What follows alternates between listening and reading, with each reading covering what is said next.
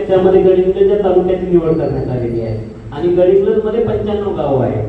त्या 95 गावांमध्ये हे 5 गावं निवडण्यात आलेले आहेत. तर हा जो प्रकल्प आहे हा पूर्ण तालुक्यात होणार आहे, पण सुरुवातीला 5 केलेले आहेत.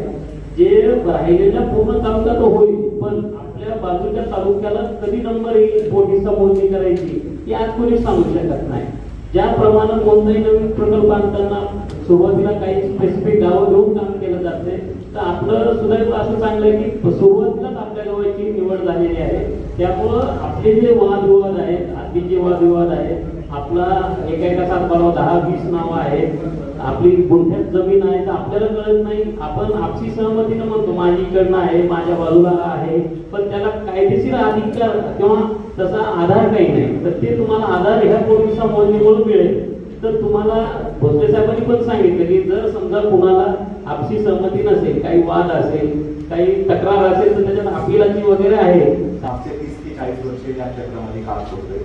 जे महाराष्ट्र आणि भारतामध्ये जे मोठे मोठे प्रकल्प झालेले ते सर्व काम बऱ्यापैकी काम आमच्याकडनं झालेलं आहे.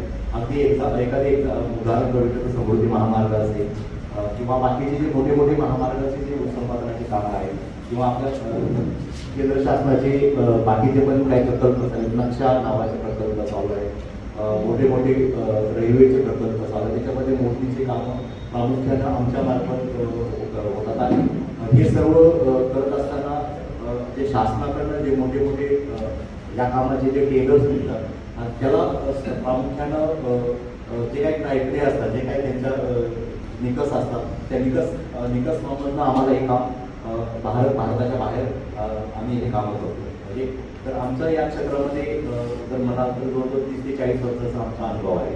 आम्ही वेगवेगळ्या मोठ्या मोठ्या महानगरपालिकेचे मोठ्या याचे जसे की सिटी सर्वेचे कामं असतील, डेव्हलपमेंट प्लॅन ज्याला म्हणतो आपण DP ज्याला म्हणतो ते कामं असतील, ते आम्ही अगदी सक्सेसफुली पूर्ण केलेलं आहे.